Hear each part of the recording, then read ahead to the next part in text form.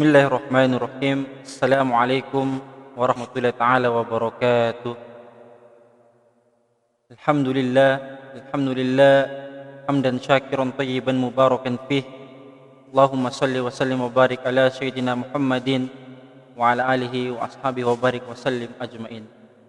Alhamdulillah, segala puji bagi Allah yang telah memberikan nikmat iman dan nikmat Islam kepada kita hambanya, dan juga Allah telah mengutus khataman nabiyyin, penutupnya para nabi, yaitu Sayyidina Muhammadin sallallahu alaihi wasallam. Salawat serta salam kita junjungkan kepada khataman nabiyyin, Sayyidul mursalin, imamil muttaqin, pemimpinnya orang-orang bertakwa, yakni Nabi Muhammad sallallahu alaihi wasallam. Pemirsa Ansor NDTV dimanapun Anda berada, alhamdulillah pada malam hari ini kita jumpa lagi dengan sebuah kajian yang sangat penting, yaitu mengkaji, mengenal akidah kita sebagai orang Islam, yaitu akidah orang-orang ahli sunnah wal jamaah. Kali ini bersama saya, pada malam hari ini kita akan membahas, mengkaji suatu kitab yang sangat muhim, yang sangat penting dalam memahami usulul akidah, yaitu asal akidah, suatu pondasi, landasan akidah umat-umat Islam yang dipegang dari dahulu, yaitu akidah ahli sunnah wal jamaah. Pada malam hari ini kita akan mengkaji suatu kitab yang sangat indah, suatu kitab yang sangat ahsan, yang sangat thayyibah, yakni kitab Nurul Dhalam. Kitab Nurul Dhalam ini artinya adalah cahaya di tengah kegelapan. Artinya adalah cahaya di tengah kegelapan, diambil dari kata nur dan dhalam. Dalam bahasa Arabnya dia merupakan susunan tarkib idhofah atau mudhof-mudhofun ilaih. Bahwasanya kita tahu kitab Aqidatul Awam itu sangat masyhur di kalangan pesantren-pesantren yang berbasis akidah Ahlussunnah wal Jamaah. Kitab Aqidatul Awam ini adalah suatu kitab yang berbentuk nazam, yang dimana ditulis oleh Asy-Syaikh Al-Alim As-Sayyid Ahmad Al-Marzuqi Al-Maliki. Bahwasannya kitab ini ditulis oleh Al-Alamah Al-Alim Asy-Syaikh As-Sayyid Ahmad Al-Marzuqi Al-Maliki. Dikatakan Al-Maliki karena Asy-Syaikh Sayyid Ahmad Al-Marzuqi ini beliau salah satu ulama yang bermadhab Maliki. Bahwasannya kita akan bahas kitab beliau, bahwasannya kitab karya beliau ini, kitab yang ditulis beliau ini tentang akidah Ahlussunnah wal Jamaah, akidah untuk memahami orang-orang awam. Kemudian kitab ini disyarahkan, diperjelaskan oleh satu syekh ulama Nusantara kita, yaitu Syekh Muhammad Nawawi Al-Bantani Asy-Syafi'i. Bahwasannya dijelaskan oleh beliau, yaitu Syekh Muhammad An-Nawawi Al-Bantani Asy-Syafi'i, bahwasannya Syekh Muhammad An-Nawawi Al-Bantani ini merupakan salah satu syekh yang sangat terkenal, yaitu ulama Nusantara kita. Beliau lahir di Pulau Jawa, tepatnya di Provinsi Banten. Makanya dalam nama beliau dijuluki Al-Bantani karena beliau merupakan orang Banten, ya. Salah satu ulama yang lahir di tanah Jawa, yaitu Jawa Barat, Al-Bantani. Kemudian beliau di sini dikatakan Asy-Syafi'i karena beliau berfikih dengan fikih dari madhab salah satu imam, yaitu Imam Asy-Syafi'i. Kemudian pada penjelasan kali ini kita masuk tentang penjelasan pada bid'ah dalam memahami kontekstual hadis, yaitu kullu bid'atin dhalalah.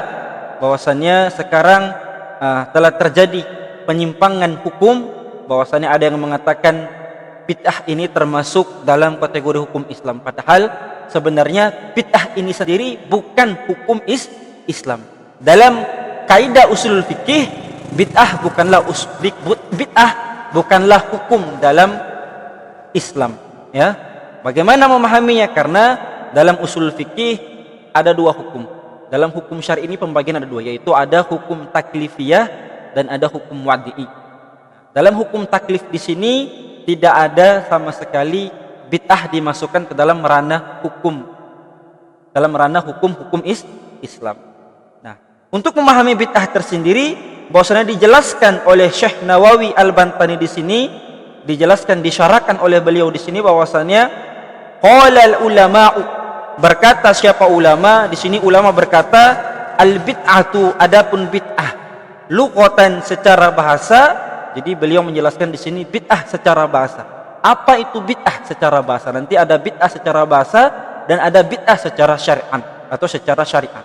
Bahwasannya bid'ah secara bahasa dikatakan oleh para ulama di sini yaitu ma kana mukhtari'an ala ghairi mithali sabiq, bahwasannya sesuatu yang diciptakan, ma yaitu sesuatu kana yang ada apa ma, sesuatu yang diciptakan, mukhtari'an yang diciptakan, ala ghairi mithali sabiq terhadap yang tidak sesuai, sesuatu yang diciptakan tetapi tidak sesuai dengan contoh-contoh terdahulu. Lebih tepatnya sesuatu yang diciptakan tidak sesuai dengan contoh-contoh di kalangan Nabi Muhammad sallallahu alaihi wasallam atau para sahabatnya. Ini adalah bid'ah menurut bahasa. Bid'ah menurut lughah atau bahasa.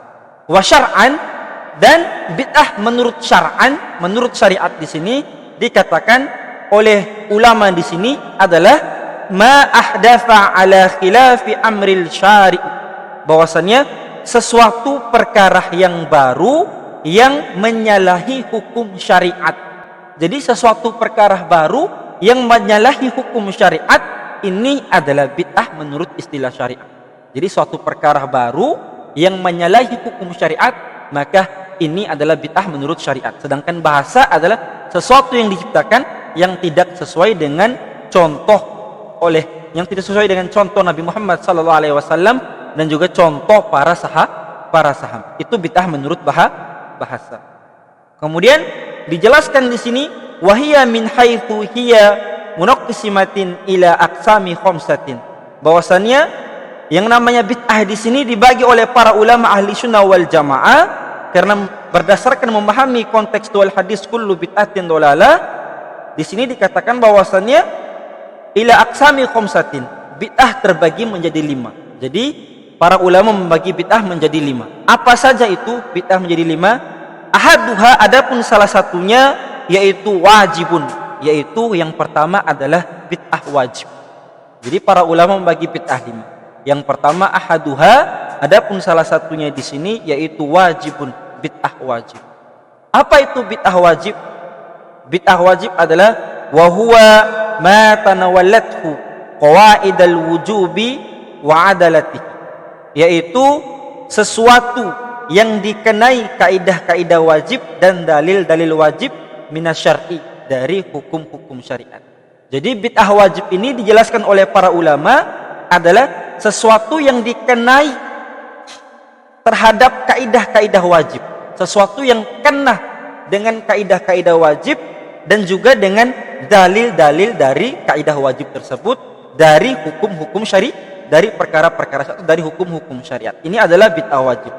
Contohnya seperti apa? Contohnya kata duwinil Qur'ani wasyara'i, seperti membukukan Al-Qur'an dan juga ilmu-ilmu syariat lain.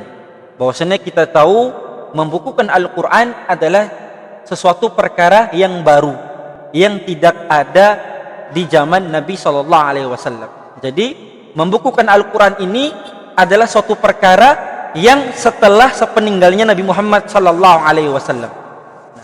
Sesuatu yang baru yang diciptakan, suatu perkara baru yang diciptakan setelah wafatnya Nabi Muhammad sallallahu alaihi wasallam, maka ini dikatakan bid'ah. Tetapi termasuk dalam kategori bid'ah wajib. Kenapa kan dikatakan bid'ah wajib? Kenapa dikatakan bid'ah wajib? Yaitu idza khifa 'alaiha ad-diya'u fa inna tabligha liman ba'dana minal quruni wajibun ijma'an.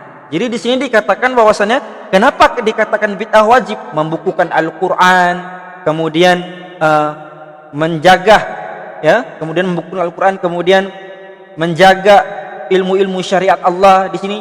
Kenapa dikatakan wajib? Karena dikhawatirkan idza khifah, dijelaskan oleh ulama di sini, idza khifah dikhawatirkan alaiha, atas ilmu-ilmu Allah di sini, ilmu-ilmu syariat di sini, ad-diya'u, yaitu lenyap.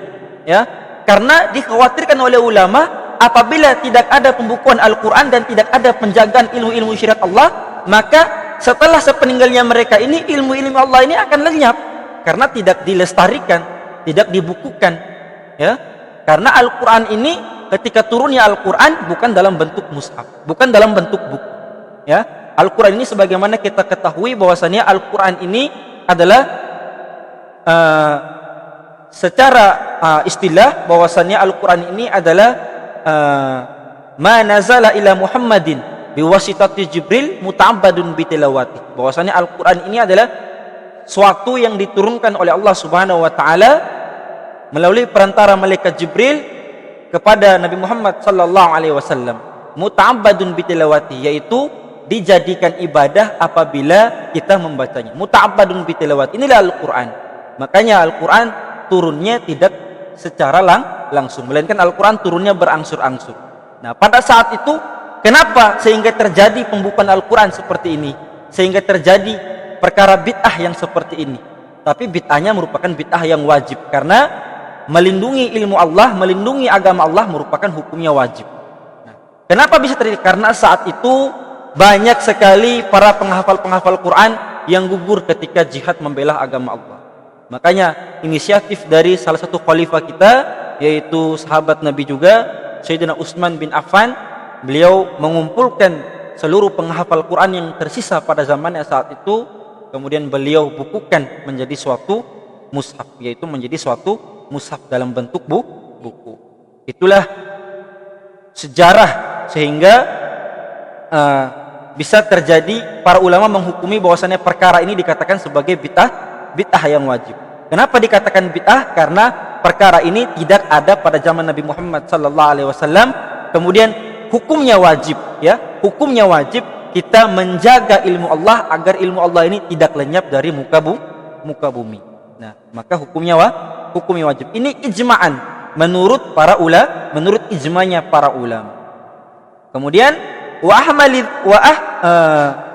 ahmalu dzalika, dan adapun meninggalkan untuk menjaga ilmu Allah, meninggalkan supaya tidak menjaga ilmu Allah, kemudian membiarkan ilmu Allah itu lenyap, hilang begitu saja, Al-Quran itu hilang, hadis itu hilang, maka ini suatu perkara yang dihukumi haram, ya, suatu perkara yang dihukumi haram. Karena dikatakan hukum haram karena manusia apabila tanpa ilmu agama, maka manusia hidupnya akan seperti hewan, ya. Jadi manusia itu berakhlak mulia karena dengan adanya ilmu agama. Makanya menjaga ilmu Allah supaya dilestarikan untuk menyebarkan, mensyiarkan kepada seluruh hamba-hamba Allah, seluruh umat Nabi Muhammad sallallahu alaihi wasallam, maka hukumnya wajib. Makanya dikatakan bid'ahnya adalah bid'ah yang wajib. Kemudian setelah kita mengetahui itu, hukumnya haram adalah meninggalkan untuk menjaga ilmu Allah, bahwasanya hukumnya haram. Ini ijma'an juga, merupakan ijma'an, suatu ijma' yang disepakati oleh para ulama. Kemudian zada ba'dul mutaakhirin. Kemudian di sini ditambahkan oleh sebagian ulama-ulama mutaakhirin. Jadi ada ulama mutaqaddimin, ada ulama mutaakhirin. Nanti kita akan pembahasan khusus tentang apa itu ulama mutaqaddimin, apa itu ulama mutaakhirin. Yang jelas ulama mutaakhirin adalah ulama-ulama terdahulu, ya, ulama-ulama sekarang. Kalau mutaqaddimin, ulama-ulama yang baru, yang terdepan. Kemudian ulama-ulama mutaakhirin ada ulama-ulama yang terdahulu. Kemudian ditambahkan oleh zada ba'dul mutaakhirin, ditambahkan oleh sebagian ulama-ulama mutaakhirin, wa minal bid'atil wajibati 'alal kifayati, dan termasuk bid'ah wajib secara kifayah. Jadi ada wajib ain, ada wajib kifayah. Dan termasuk bid'ah wajib secara kifayah adalah al-istighalu bi ulumil arabiyyati al-mutawaqqifi 'alaiha, ya, fahmal kitabi wa sunnati. Jadi di sini termasuk bid'ah yang wajib, tetapi di sini wajibnya wajib kifayah adalah sibuk, ya, al-istighalu bi ulumil arabiyyati, sibuk mempelajari ilmu-ilmu bahasa Arab, ya, sibuk mempelajari ilmu-ilmu bahasa Arab. Di sini al-mutawaqqifi, yang sesuai, yang digunakan alaiha, atas ilmu-ilmu bahasa Arab ini, fahmal kitabi wa sunnati, terhadap memahami Al-Quran dan As-Sunnah. Jadi ini termasuk bid'ah yang wajib secara kifayah. Ya, bid'ah yang wajib secara kifayah di sini adalah apa? Adalah mempelajari ilmu-ilmu, menyibukkan diri kita mempelajari ilmu-ilmu bahasa Arab. Gunanya apa? Gunanya fahmal kitabi wa sunnati, untuk memahami Al-Quran dan As-Sunnah. Karena tanpa memahami kaidah-kaidah bahasa Arab, maka kita tidak bisa memahami secara baik, secara real, secara pasti, tidak bisa memahami Al-Quran dan As-Sunnah, yaitu Al-Quran dan hadis Nabi Muhammad sallallahu alaihi wasallam. Karena apa? Karena Alkitab, Al-Quran wa Sunnah ini menjadi istimbat, sumber pengambilan hukum umat Islam. Menjadi istimbat, sumber pengambilan hukum umat Islam. Makanya untuk memahami Al-Quran, untuk memahami As-Sunnah, maka perlu secara mahir, secara pasti kita memahami ilmu-ilmu kaidah-kaidah bahasa Arab. Seperti apa? Kanahwi, wasorfi, seperti ilmu nahu. Kemudian wasorfi dan ilmu sorof. Wal ma'ani dan ilmu ma'ani. Ilmu ma'ani termasuk pembagian dari ilmu balaghah. Wal bayan dan ilmu bayan, sama termasuk pembagian daripada ilmu balaghah. Ya, wal lughat, ya, dan ilmu lughat. Ya, kemudian wal urud dan ilmu arud, wal qawafi dan ilmu qawafi, wa nahwiha dan semisalnya. Ya. Jadi ini perlu kita pahami semua supaya bisa memahami dengan baik, memahami dengan benar Al-Quran dan As-Sunnah. Karena bid'ah di sini adalah mempelajari ilmu nahwu di sini tidak ada di zaman Rasulullah sallallahu alaihi wasallam.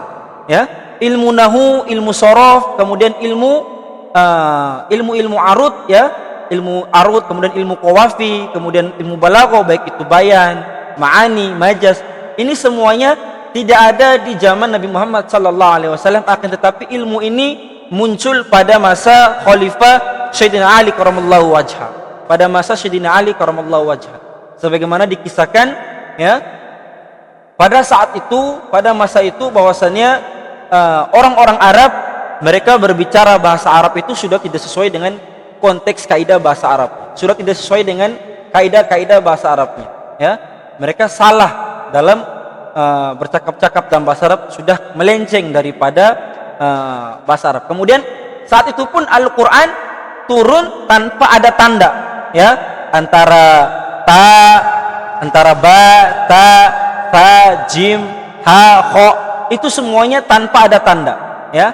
Ta hanya berbentuk seperti perahu biasa, atau huruf ta pun berbentuknya seperti perahu biasa, ba pun berbentuk. Akhirnya pada saat itu, untuk memahami bagaimana membedakan mana ba, mana ta, mana tha, mana jim, mana ha, mana kho, kemudian di situ pada masa Sayyidina Ali karamallahu wajha, beliau mengutuskan seorang imam yang bernama Al-Imam Abu Aswad Ad-Du'ali untuk mengarang suatu ilmu yang namanya ilmu nahwu.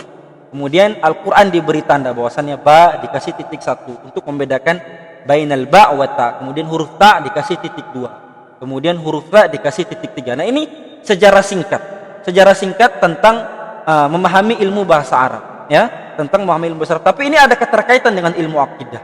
Karena ini pembahasan adalah bid'ah wajib, ya, termasuk bid'ah wajib alal kifayati, secara fikih, secara kifayah, ya, bahwasanya mempelajari, menyibukkan diri kita mempelajari ilmu bahasa Arab ini termasuk bid'ah secara kifayah. Karena dikatakan menyibukkan, dikatakan belajar nahwu sorof ini adalah bid'ah. Kenapa bid'ah? Karena ilmu nahwu sorof ini tidak ada di masa Nabi Muhammad sallallahu alaihi wasallam, ya.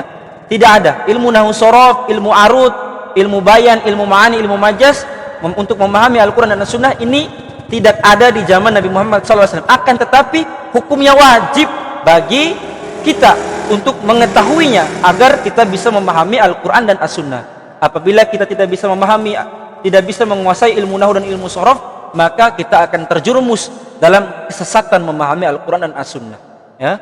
Ini pentingnya mempelajari ilmu nahwu dan sorof. Nah, ini termasuk bid'ah wajibiyah, ya. Ini termasuk bid'ah yang wajib. Nah, ini termasuk bid'ah yang wajib. Kemudian dijelaskan juga di sini bahwasanya wa tamyizu sahihil ahadithi, dan adapun membedakan hadis-hadis sahih, ya, di sini dijelaskan adapun membedakan hadis-hadis sahih, ya, min saqimiha, ya, wa tadwini, ya. Dan adapun membedakan hadis-hadis sahih di sini, ya, dikatakan di sini wa tadwini, dan menjelaskannya nahwil fikih seperti ilmu fikih wa usulihi, ya. Kemudian kita untuk membedakan hadis sahih di sini, mana hadis sahih, mana tidak, bahwasannya ini butuh suatu pemahaman ilmu, yaitu berupa fikih dan usul fikih. Wa adalatihi, dan dalil-dalilnya. Wa raddu, dan adapun membantah alal qadariyah, ya. Kemudian untuk ilmu untuk membantah, berdebat dengan orang-orang pemahaman di luar ahli sunnah wal jamaah seperti orang-orang qadariyah, kemudian wal jabariyah, kemudian wal murji'ah, wal mujassimah. Nah, ini semua pemahaman-pemahaman yang akidahnya melenceng dari ahli sunnah wal jamaah. Ada beberapa qabilah yang pemahamannya itu melenceng dari ahli sunnah wal jamaah. Salah satunya adalah al-qadariyah, kemudian jabariyah, kemudian al-murji'ah, kemudian mujassimah, yang sebagaimana kita ketahui orang-orang mujassimah ini sangat melalang buana. Bahkan di kabupaten kita pun, di kota kita pun, mereka sudah masuk dengan pemahaman yang mengatakan, wah, ini bid'ah, ini nggak boleh diikutin, maulid bid'ah, kemudian tahlil bid'ah. Nah, ini suatu pemahaman yang harus kita luruskan, dengan memahami, salah satunya dengan mempelajari kitab, yaitu kitab Nurul Ghalam, yaitu kitab tentang akidahnya orang-orang ahli sunnah wal jamaah, agar tidak salah dalam memahami konteks bid'ah. Nah, ini salah satu bid'ah wajibiyah. Kemudian yang kedua adalah kita memahami tentang bid'ah, ya. Yang kedua adalah kita memahami tentang wasaniha adalah bid'ah haram, ya. Kita memahami tentang bid'ah haram. Apa itu bid'ah haram? Bahwasanya bid'ah haram di sini adalah wahwa kullu bid'atin tanawalathu, ya, wahwa adalah kullu bid'atin, dan adapun adalah kullu bid'atin tanawaltuha, yaitu yang mengenainya, ya, qawaidul tahrim, qawaidat tahrim, terhadap kaidah-kaidah haram, wa adalatihi syar'iyyati, dan dalil-dalil syariatnya. Seperti apa? Seperti takdimul jihali 'alal ulama, seperti mendahulukan orang bodoh dengan ulama, ya. Bahwasannya di zaman sekarang itu hukumnya haram, ya, bid'ah haram di sini orang kebanyakan lebih mendengar orang-orang yang bodoh dibandingkan ulama. Ini termasuk bid'ah yang haram, ya. Ini termasuk kategori bid'ah yang haram. Karena apa? Karena lebih mendahului mendengar orang-orang yang jahil daripada orang-orang yang ulama. Bahwasannya kenapa dikatakan termasuk bid'ah yang haram? Bahwasannya apabila kita mengikuti orang-orang yang jahil, yang sudah tidak memahami ilmu agama, maka sangat cenderung membawa diri kita pada suatu kesesatan, Makanya dikatakan bid'ah yang haram, ya. Artinya dalam sangat hati-hati kita memahami suatu konteks agama. Apabila kita mempelajari ilmu agama, makalah mempelajarilah ilmunya agamanya dengan benar-benar sumbernya, ya, benar-benar sumber dari Al-Quran dan As-Sunnah. Kemudian kita harus mencari guru yang benar-benar memahami ilmu-ilmu yang keterkaitan dengan Al-Quran dan As-Sunnah, ya. Kemudian wasalith, ya, wasalith, dan adapun yang ketiga adalah bid'ah mandub, bid'ah yang dihukumi sunnah, ya. Wahuwa, dan adapun bid'ah yang dihukumi sunnah, ma tanawaltuhu, yaitu sesuatu yang dikenai qawaidan nudubi, yaitu kaidah-kaidah sunnah, wa adalatihi, dan dalil-dalilnya. Seperti apa contohnya? Kasolati tarawih, seperti solat tarawih. Bahwasannya solat tarawih di sini kenapa dikatakan bid'ah yang sunnah? Ya, contohnya adalah solat tarawih yang jumlahnya 23 rakaat, ya, yang paling banyak dikerjakan oleh kita semua. Nah, ini solat tarawih yang dikatakan bid'ah yang sunnah. Kenapa dikatakan bid'ah yang sunnah? Karena bid'ah sunnah di sini adalah solat tarawih 23 rakaat itu tidak pernah dilakukan oleh Nabi Muhammad sallallahu alaihi wasallam, ya. Tidak pernah dilakukan oleh Nabi Muhammad sallallahu alaihi wasallam. Nah, kemudian dari mana bid'ahnya? Bahwasannya dari mana bid'ahnya? Karena salat tarawih ini memang tidak pernah dikerjakan oleh Nabi Muhammad sallallahu alaihi wasallam 23 rakaat ini. Kemudian dikatakan sunnahnya karena ini merupakan sunnah dari Khulafaur Rasyidin, yaitu Khalifah Umar bin Khattab. Sebagaimana kita ketahui, sejarah dari sholat tarawih di sini adalah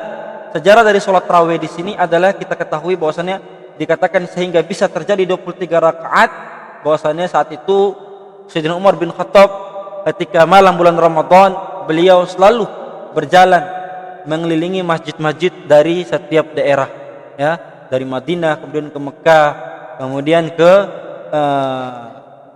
daerah Syam, ya. Syam itu meliputi Palestina, Syria, ya. Kemudian inilah yang terjadi, beliau melihat orang-orang tidak kompak dalam melakukan sholat sunnah tarawih, ya. Akhirnya suatu ketika pada saat itu dengan inisiatif pada masa Khalifah Umar bin Khattab, beliau mengumpulkan imam-imam masjid dari setiap daerah, ya, dari Mekah maupun Madinah, kemudian dari negeri-negeri Syam. Saat itu beliau kumpulkan, beliau datangkan suatu ijma, pertemuan, suatu kumpulan di situ. Kemudian terjadilah kesepakatan bahwasannya sholat tarawih di sini, sholat tarawih adalah 23 rakaat. Ada yang mengatakan bagaimana 50 rakaat. Ada yang mengatakan bagaimana kalau 30 atau lebih dari itu. Tetapi di sini mencari keseimbangan agar tidak memberati, agar tidak membebani umat ke depannya, maka di sini kesepakatan yang dilakukan oleh Umar bin Khattab bersama para imam-imam masjid lainnya pada saat itu, kemudian beliau mengatakan bahwasannya 23 rakaat, yaitu 20 tarawih ditambah dengan witir 3, ya, ditambah dengan witir 3. Ini merupakan suatu bid'ah karena Nabi sallallahu alaihi wasallam tidak pernah mengerjakan tarawih 23 rakaat. Akan tapi kenapa dihukumi sunnah?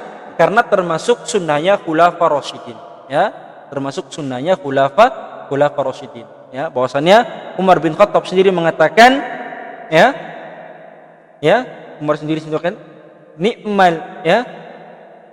nikmal bid'ah hadhi, bahwasannya paling nikmatnya bid'ah, nikmal bid'atu hadhi, paling nikmatnya bid'ah adalah mengerjakan sholat tarawih 23 rakaat. Inilah nikmatnya bid'ah.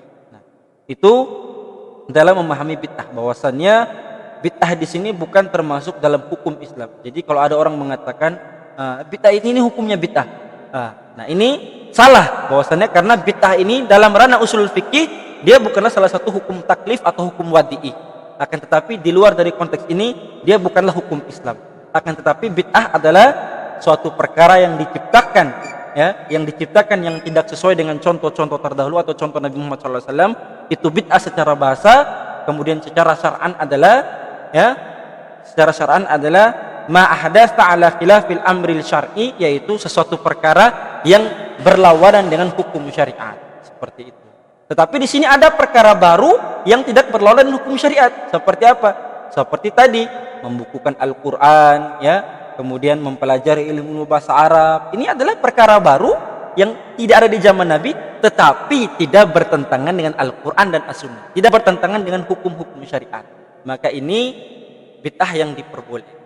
Makanya para ulama membagi ada bid'ah hasanah dan ada bid'ah khobi'ah. Ada bid'ah yang baik dan ada bid'ah yang buruk. Karena dalam memahami konteks kullu bid'atin dolalah, kullun di sini adalah bukan termasuk lafaz yang bermakna am secara umum, tapi di sini adalah amul mukhassis. Lafaz am tetapi lafaznya umum tetapi dikhususkan. Ada pembagian yang lain. Nah, itu saja penjelasan kita pada malam hari ini seputar kajian bagaimana memahami akidah kita, bagaimana memahami apa itu bid'ah, ya.